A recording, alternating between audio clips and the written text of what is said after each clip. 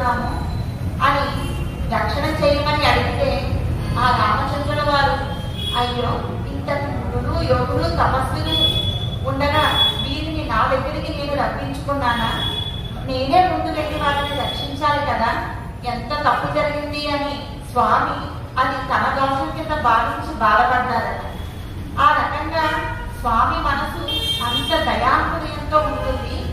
ఆ రకంగానే స్వామి ఇప్పుడు వీరిని హృదయం కలిగి నీకు ఏం కావాలి అని అడుగుతారు అని వారి ఉద్దేశం.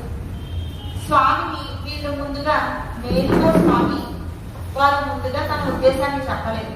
ఎందుకు చెప్పలేదంటే అప్పుడు భక్తుడు అలాగే వచ్చి, రామా ఈ రాజ్యాన్ని నువ్వే తీసుకో, నువ్వే పాలించు అంటే రాముడు ఒప్పుకోకుండా ఏం చేశాడు, పాదుకలిచ్చి పంపించేశాడు. ఇప్పుడు మనము ఇలా కృష్ణుడు కనిపించగానే మన హృదయంలో కోరిక చెప్పేమంటే ఆయన అనుమతించకపోతేను మళ్ళీ మనం బాధపడాలి కదా, అందుకని కేవలం నిన్ను చూడడం కోసమే వచ్చాము అని చెప్తారు. అంటే సరే చూశారు కదా వెళ్ళండి అంటే, కాదు మా మనవి ఉంటుంది నీకు తెలియజేయాలి మేము అన్నారు. అంటే స్వామి నిద్రలోంచి మేల్కొని, ఎలా మేల్కోమన్నారు నిన్న వాళ్ళు? సింహంలా మేల్కోమన్నారు. తామర పువ్వు కళ్ళు తెరుచుకున్నప్పుడు ఎలా ఉంటాయో పద్మపత్రాలు అలా నెట్టిగా తెలవమన్నారు.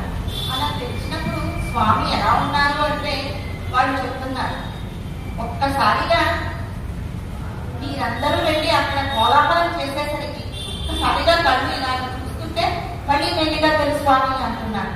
అలా మెల్లిగా తిరిగి వచ్చి సన్నాగారం వరకు వచ్చారు, మీరు ఎందుకు వచ్చారో ఏం కావాలి అని సింహంలో గర్జించినట్టు మాట్లాడారు.